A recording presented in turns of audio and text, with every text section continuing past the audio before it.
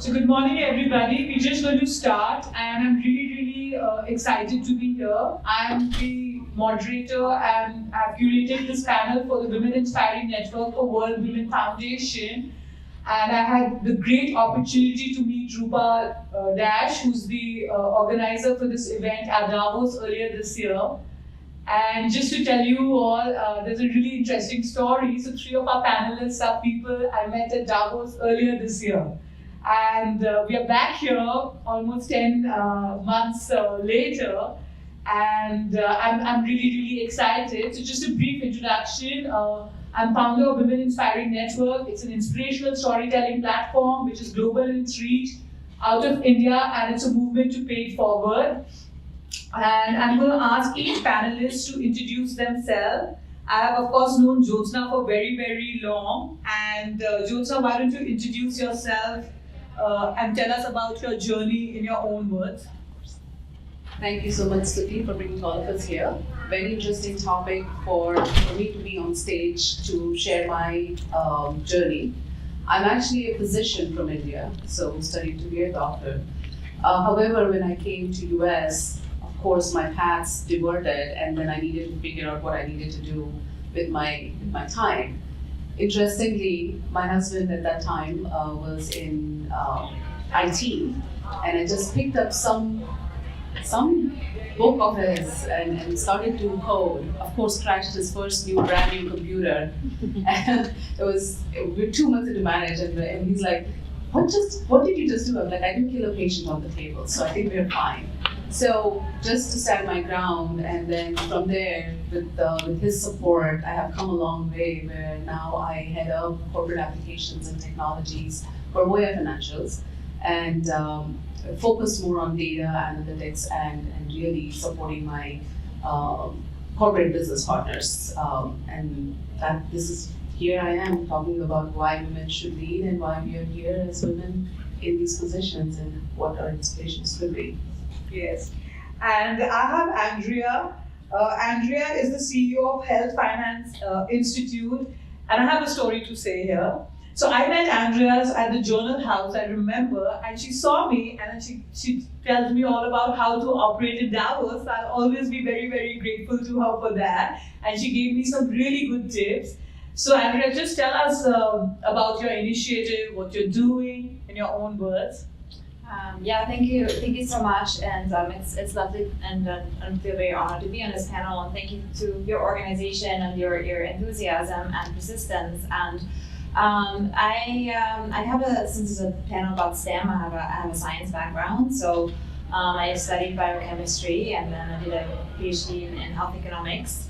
And I've very often seen myself in a room or in a lab where I was the only woman. And I just love the notion of the Women Inspiring Network, because I think sometimes not having role models or peers to support each other can be really lonely. So it's really fantastic to be in this room, and my hope is that in the future, people like me won't be the only woman in a lab of 17 scientists, but that there will be a much more equal playground for us to play in. That's really interesting. And I have Rashmi on my left, and she was also a speaker at my AI panel at Davos, and she's going to tell us a bit about Asha AI. Hello everyone, nice to see all of you. My name is Rashmi Joshi. I'm the founder and CEO of Asha AI. I've been building early stage ventures for most of my career, Asha being my 5th company, 3rd as founder CEO with a couple exits along the way. And I founded Asha about 3 years ago after my grandmother went through colon cancer. And I recognized just how difficult it is to care for aging family members unless you're physically with them. And to help solve for this, we built a fully conversational AI caregiver that helps elderly folks to stay compliant with care, stay on top of taking their medications, for example, help answer any questions that they have, and also helps family caregivers like myself have insight into what's happening at home. Since then, our solution has evolved, so we're now also getting ready to deploy in the pharma space, starting first with oncology trials with Memorial Sloan Kettering. And as we all know, the clinical trial space is not really that accessible.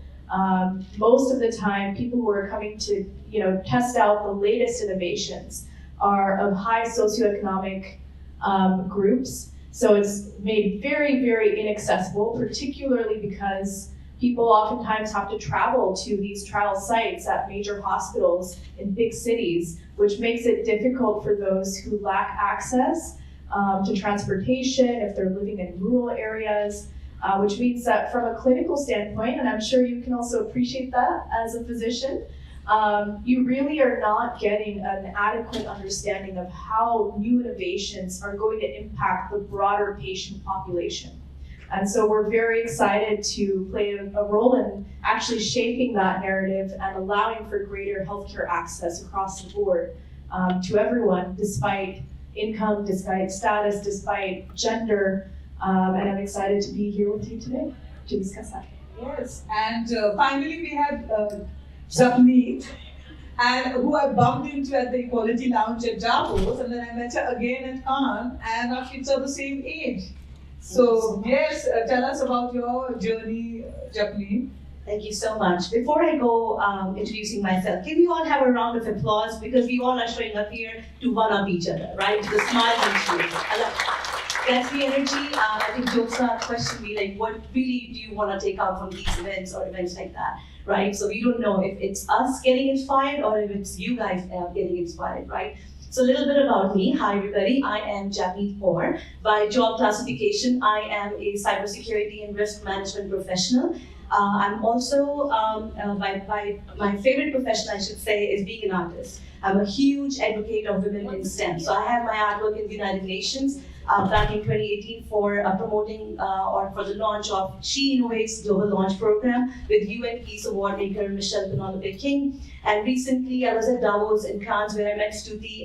It's the Women Inspiring Network, right? And it's such an honor to be present here with Jyotsna, Andrea, Rashmi, and of course you all here. And we're going to keep it very raw and unfiltered. And if you see the level of curiosity, that's my most favorite role of being a mom to an 8-year-old who keeps my sanity in check. I recently launched my book with UN as well, Kids Book on Sustainability. And it's an honor, again, to be here and give you all some real tidbits in less AI, but more real fashion. So thank you and looking forward to it. So I'm just going to sort of dive right in since we're going to talk about women in the STEM cell. The first question is open to everybody. So the women's leadership in STEM and how can we have more inclusive and sustainable solutions in these times of global challenges? Would you like to start, Andrea? How can we have more inclusive solutions? I mean, I think you have to think bottom up and top down when it comes to that, right? And I think that from the bottom up, it's really important that we're allies to each other and that support for women and women in science doesn't just come from just out of females and inspiring, but also like from the professors, the mentors, and the teachers. I remember very fondly when I switched into a chemistry class at age 17, I had this male professor whose name was Mark, and he was literally like welcoming me because I was tipping the gender balance. And he was like jumping around. He's like, I'm so glad that you're here, and it made such a difference for me. So sometimes these small gestures can make this big difference. And then I think from an institutional perspective and from a perspective of pay, one of my mentors, she was at the NIH for over 40 years, and she made sure that there's equal pay for equal work at the NIH, National Institutes of Health. And she just discovered like massive disparities in pay. So we really need to make sure that we have and empower women and men and so male allies to make sure that the pay is equal, the incentives are equal, and that the work is just equally recognized. Yeah. And Japneet, I'm actually going to ask you to touch upon cybersecurity. Sure. On women in cybersecurity, especially in the STEM and the global challenges, and how can we make it more inclusive? Absolutely. Another good Kickstarter question, Stuti, and I want to make sure I have my phone on, as I said, right? Less digital but more real, so that I don't mince my words here, appreciating all the women that we do, right? So women definitely, I believe they are like the pivotal in digital transformation, Stuti, right? Because we are driving innovation. And right next to me is a big example of Rashmi, what she's doing with Asha AI. right? For me, it's a pioneer work that women do give back to the society in the healthcare industry and all, right? And holding leadership roles that bring diverse insight, because we need more visibility at the leadership roles so that we can bridge back the, like the gender equity and gender role mentorship, more on that. And advocate for ethical tech, promote sustainability, and which we will touch base on a little bit as well. And of course, enhancing education, supporting entrepreneurship, and contributing vastly to ethical and inclusive program. And I think when we meet at events like this, we're always believing in how we can have more first line of defense for women in cybersecurity. Great. And your thoughts on the same, Jyotsna? I think we have touched on most of the societal considerations, right? Mentorship, role modeling, support within the organization. But also there's an aspect where we need to normalize gender at home, right? I'm hoping, especially with so much focus on women now, that our boys, younger boys that are at home, they're seeing the role models at home themselves. We are normalizing women and their role in the society by demonstrating as a family unit. I think that is going to take us long. I'm hoping that in 10 to 15 years, as the next generation comes along with Gen Zers and after, that this question about women equality actually goes away, right? It is more about how do we promote talent more than how do we promote women talent. I am just hoping for that. That is where I believe we are headed. That is where sessions of this kind, which I really admire, Sudeep, for you to bring all of us together, and Women Foundation and foundations like this, we can make that change by really bringing it back home as well. That would be my hope. I love that fact you brought in, Jyotsna, that we all need to start at home, and that's what I see change, which is gradually happening over the years. And your thoughts on women leadership in STEM, the challenges which you face.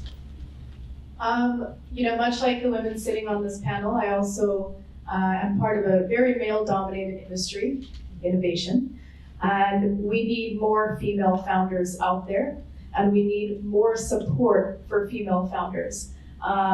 Going through the experience of fundraising as a woman when everyone is playing golf games with daddy's friends from the country club and getting checks written that way, how you raise funds as a woman is very different from how you raise funding as a man. You also need to consider what are some networks and communities that you can tap into.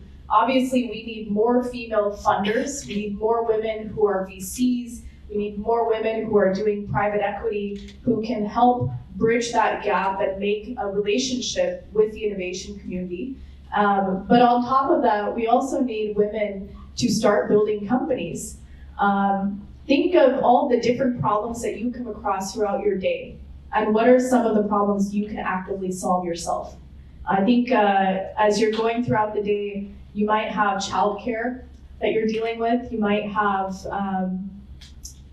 different issues that you're dealing with that men don't face in terms of preparing the house, cooking for the family. So having a support system, for example, having childcare services for female founders so that they can actually work during the work week, I think is of pivotal importance. So we need a little more structure and resources for female founders and funders to have the flexibility to work, no matter where they are in their lives, in their lifestyle, no matter where they're living across the world. And we also need more women to be inspired and feel comfortable enough to innovate. We're living in a society today where there's so much happening at once. There's not a huge sense of stability. And this impacts people at the bottom of the totem pole more. People who have economic freedom are more able to take on roles that are less paying. They can take on volunteer roles. They're able to start companies without having to worry about a paycheck coming in every day, right? But we don't necessarily have that luxury as women when we have mouths to feed. So having programs and initiatives that can help support female founders, I think, is paramount, and allowing for an environment where they feel comfortable enough to take that risk and dive in.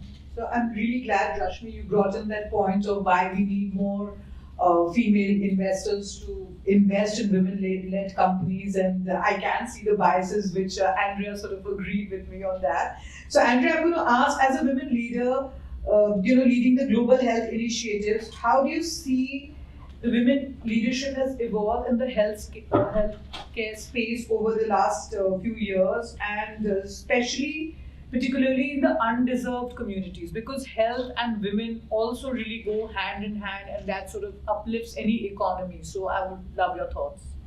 Love that question, but let me allow me to comment also on what Rashmi said, and I couldn't agree more about the difficulty of fundraising as a female founder. It was very eye-opening to me. Like, I'd come from academia before I started my own company. And as long as your data were good, you could kind of like elbow your way, like, well, I'm doing the research, I'm showing the results, right? And all of a sudden, it's like, well, I'm starting a company. And people were saying, well, who are you? Like, why would you have any credibility? I'm not going to give you any money unless I'm going to put your husband, so Marian, put your husband on the board, They were like, we can't trust you with money because you're a woman. Like, people would say that flat out to me. And the most difficult thing in my journey has been to be a woman, like not to work in global health or in a field that's underfunded. So that, and then the whole thing about the daycare and innovation and data shows that, and they look across the gender spectrum for founders that had less financial scarcity were more innovative.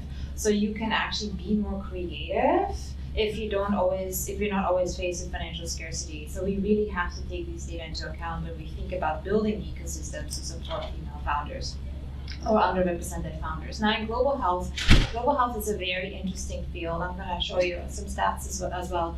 So when I did my graduate studies, I was in a global health department that's been around for about 50 years, and not one single female professor was on tenure track nor was tenured at that time. When we have a global health workforce where more than 70% of healthcare workers are female, 30% are male, but when you look at health leadership, especially in global health organizations, it's completely the opposite way. Like, literally the numbers are in reverse. So we really have to support leadership positions that women in leadership that to become leaders of tomorrow. So and that it starts at home, and then it goes to enabling environments through the childbearing years, and making sure that when we think about end of life care, that we have these tools that are being built available so women can follow their path if they wish to do so. So I'm encouraged by these types of conversations. I'm encouraged by a lot of initiatives, but the data are not yet quite encouraging. Yeah, and I'm happy that you brought in that point, Andrea, but I'm also like a bit skeptical for my women's organization now, that how difficult it can be, because I've just started the process. But yeah, I'm just going to move to Japneet here. How can cybersecurity support the sustainable growth of industries as they become more digital? Great, very great question. Technically, I'll say when we think about cybersecurity and sustainability, pretty much at first glance, you'll think that these are two separate terms, right? But technically, if you really have to entail it, I think sustainability, I would say, like from the business perspective, when you have a robust cybersecurity strategy, right, that means you're already encompassing your sustainability or longevity of your business, right? And if I have to give you an example back, right, how North Korean espionage on our US energy providers happened, and then there was a SolarWind incident, so you can understand that how much impact we had on our critical infrastructures, right? So tying it back to sustainability really entails to the holistic approach, right? Where you have to tap into your human features, your skills, your technology, the special features that you're bringing in, and at the end, what technically sustainability means, how you are efficiently and better making use of the resources that you have in hand. So something that you can tie up with your cost savings, that's something you can tie up with your skills, technology, and processes overall. So I love what you said, holistically and sustainability. Yes. That was also the keywords which my first panel today sort of entailed. And I'm going to come to you, Jyotsna. With your background more on health and finance, how do you see both can be tied in together to create more sustainable solutions? Thank you. That's a great question, but an obvious one for me, especially given that I had the privilege to work in both sectors. So it's a symbiotic relationship, right? Think about it.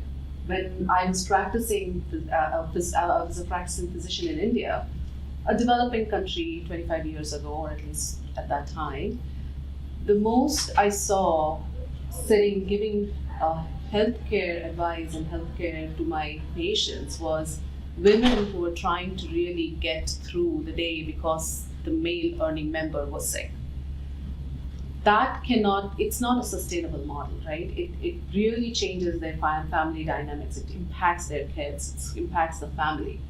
I think that's where financial programs, where the institutes support and bring in programs like microfinancing in the developing countries, where they empower women with financially to be able to take care of their families, I think is key there.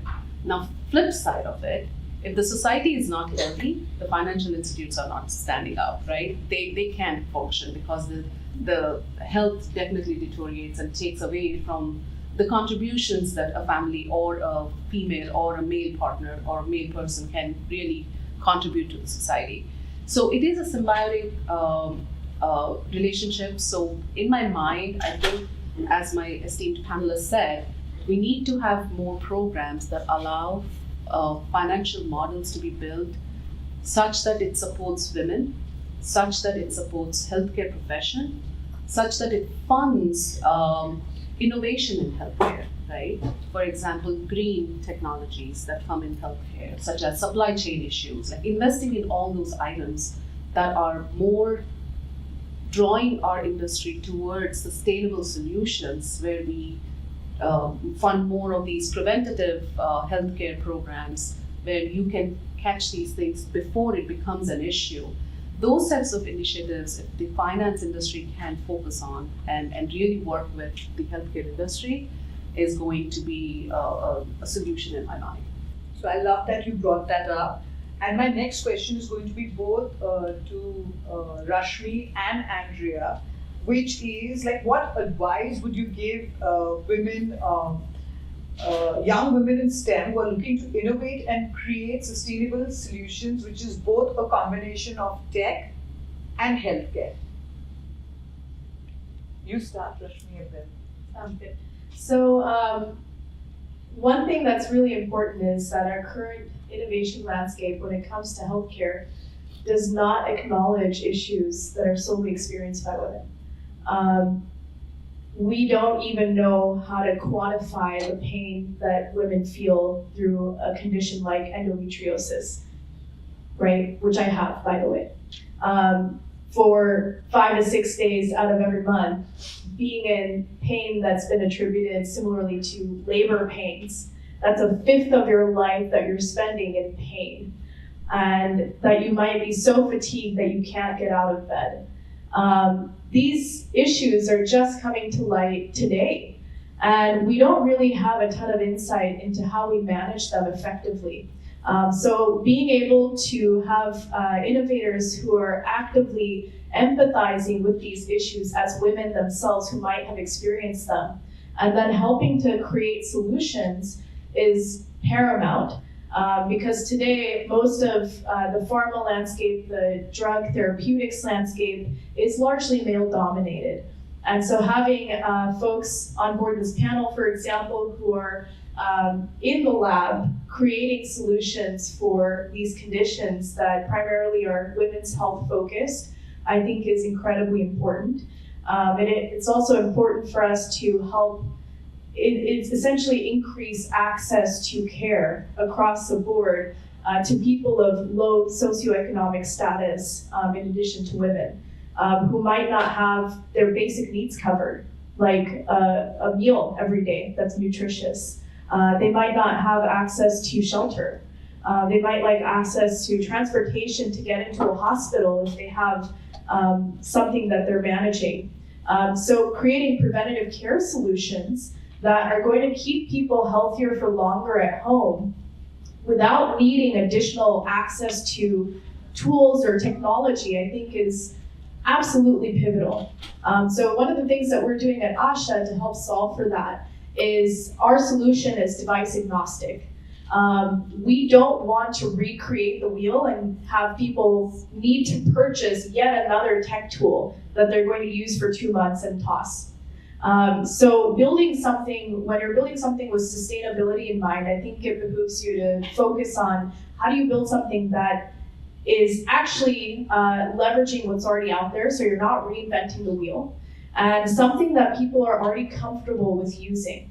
My 89-year-old grandmother is not going to learn how to use a new tablet or iPhone. I don't know about yours.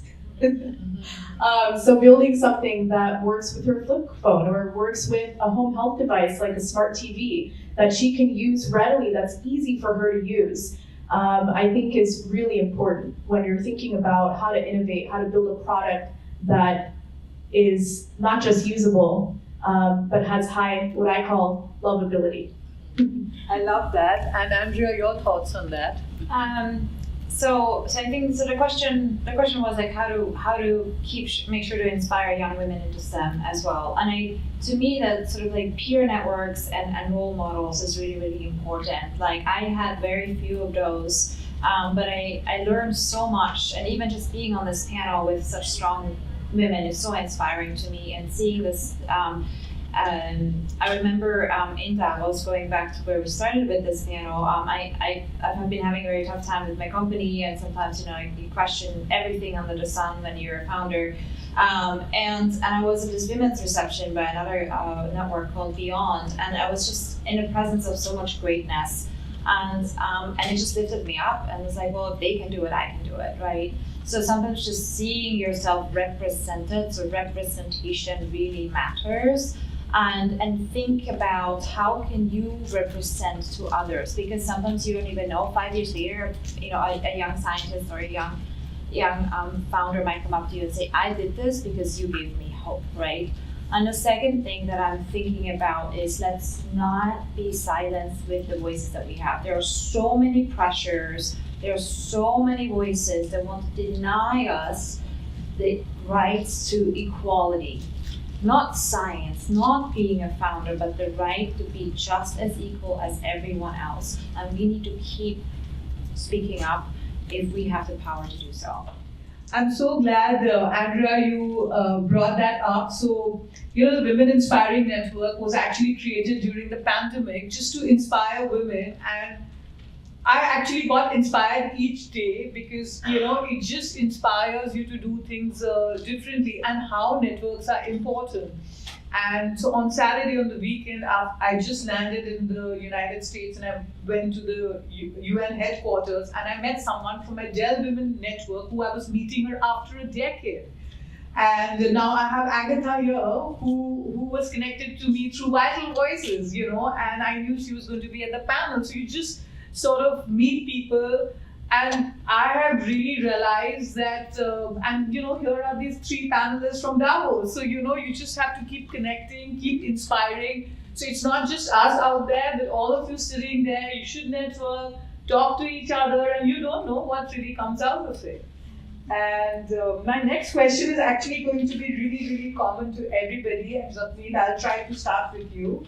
How can female innovators in STEM help tackle critical sustainability issues, which is to do with climate week, like climate change, because we are at the climate week, which is ongoing in New York, healthcare access and resource management, and also promote gender equality at the same time. Your thoughts? Of course. And this is going to be common to all of you, so you can go next. Awesome. I think that's a question with full appetite, right? What we can do, how we can do. So as I said, I use my paint, events like this, right? For me, it is like solution oriented. Enough of talking, what we're really doing to action it, right? So when I use my paintbrush, it is to paint stories of women like you, sitting here, listening, cheering us on. It's someone I have an honor to share stage here with, because gone are the days of Pradas and Gucci's. For me, women who solve the real world problems every day, that's their runway, right? Juggling multiple duties, multiple priorities, sustainability, right? When we speak about that, really what we are doing on the forefront to handle those issues. So as I said, we definitely need more women in the boardroom, in the leadership, for the representation. And it's such an honor that I got to be there last week at White House to the ISACA Global, cheering about the policies that we need to push to advocate more for the gender equality. What are we doing? And I said, we need the data, because technically if you look into the cyberspace today as well, 75% are there men and 25% literally like represent the women. Why is that number with such big impact too? Because women still think, oh, it's such a job, maybe the coders, or you have to be something with the military or operations, or it's a boys' club, as one of them quoted this quote before too, right? We have to change the narrative.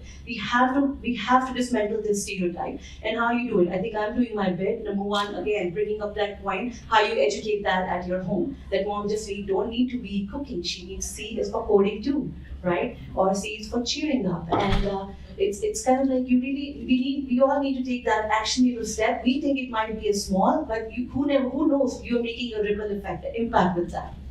Yeah, and Jyotsna, your thoughts on this?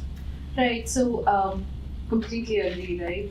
It all starts with how we project ourselves. Gone are the days where we are going to be timid.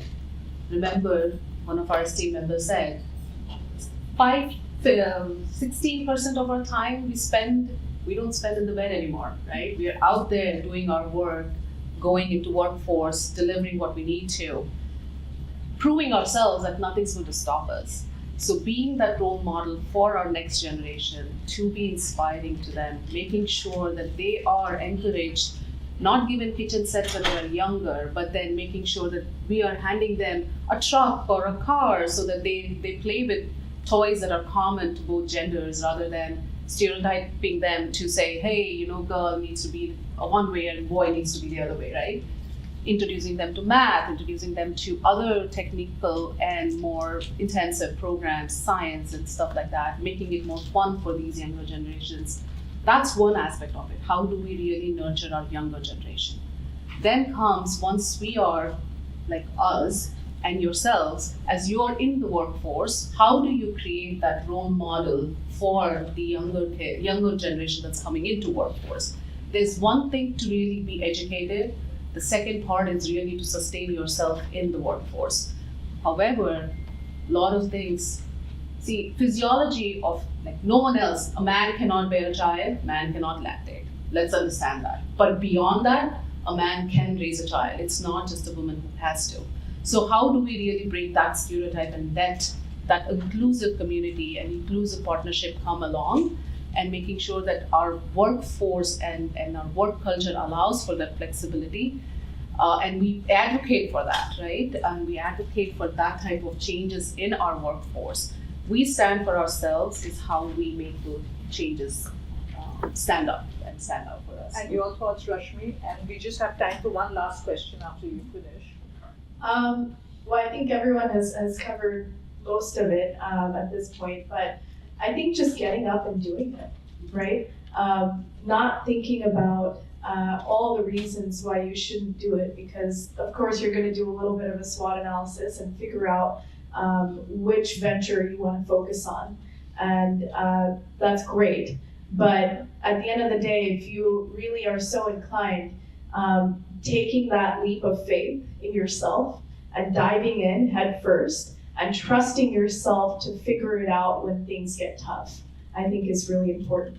One of the ways that you can do that effectively is think about what you bring to the table that might be different from other founders, right? As a woman, you have other strengths that you can play to. You have communities like WIN, where you can connect with female founders, female funders, other members of the community. So tapping into that community and network first approach of people who are going to champion you, I think is a great place to start. And realizing that there's always going to be hurdles, and having a support system that's going to help pick you up in times of stress and help inspire you can be life-changing. I know that for me, I've had a tremendous amount of support from not just friends and family, but from other members of the space and the innovation landscape. And when things were tough, I was trying to figure out which way is up, 20 feet underwater with no lights. Having that backbone, that support system of other entrepreneurs I can call and say, hey, how would you handle this issue? And interestingly, almost all of them at these times have had completely different answers. And the way that I ended up eventually solving the problem myself was also completely different. So trusting your intuition, but being open to accepting other resources and help from your community, I think is really important, because that essentially is what's going to serve you long term. It's not a sprint, it's a marathon.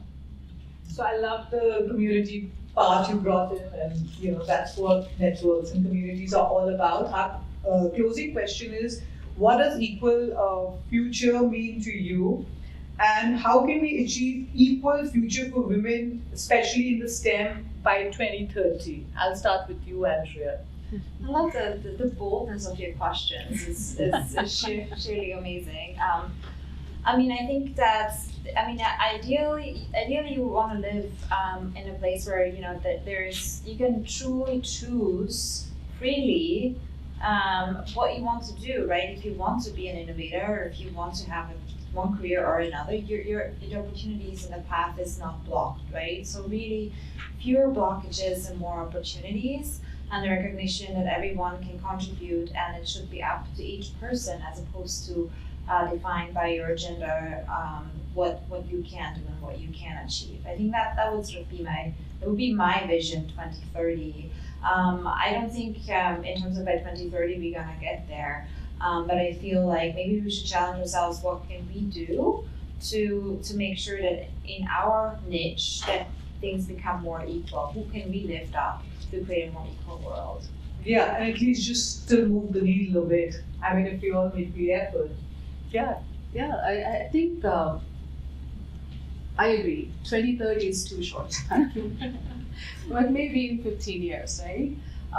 However, I do believe we do have policies, right? If you think about metrics that our governments are tracking, right? More of ESG type of initiatives, more of policies where they are thinking about diversity at workplace. They are recognizing and valuing women.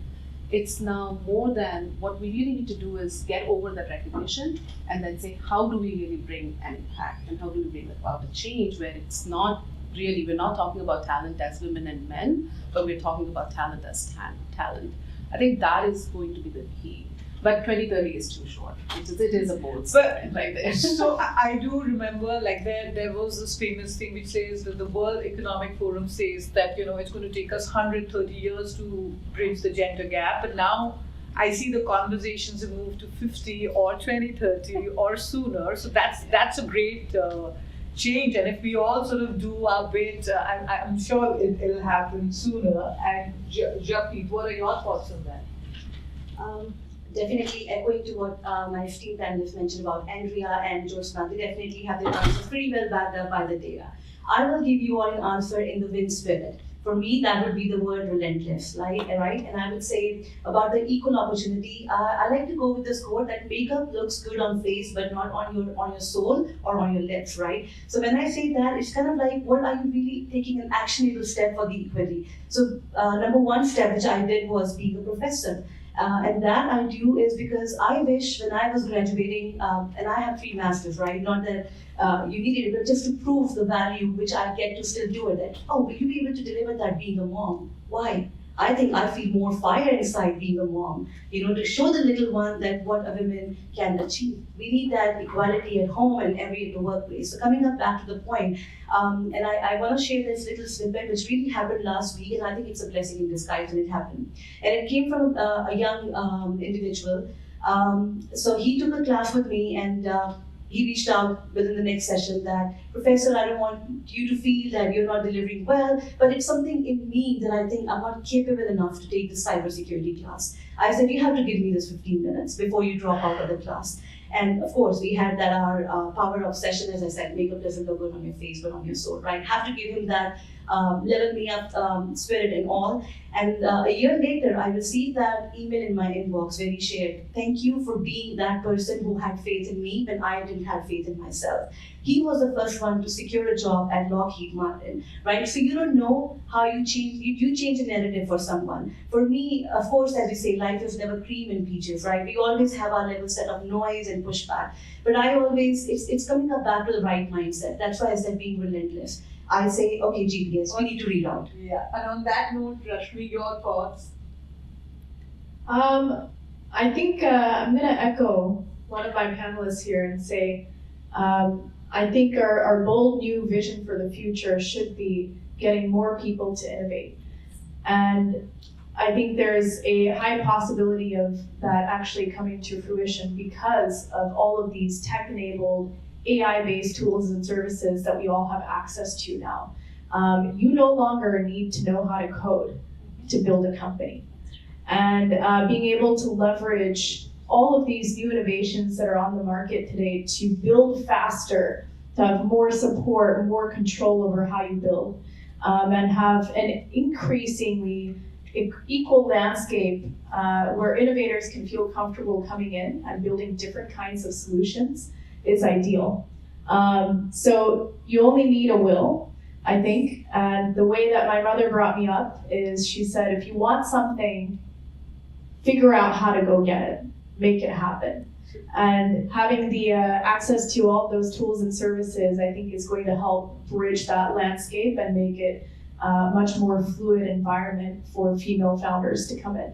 And on that note, I'm just going to say we're all sitting here, and WIN is all about a movement to pay it forward. So we all have to do our bit. And thank you so much, the panelists, Jyotsna, Andrea, Rashmi, and Zapneet, for joining and for this insightful discussion. And to the lovely audience out there, you've all been listening. I could see everybody, most of you nodding. But thank you so much for joining us. And we really enjoyed our time here at Microsoft. And a big thanks to the World Winning Foundation, Microsoft, to our lovely audience, and to all our lovely panelists. Thank you. Thank you so much.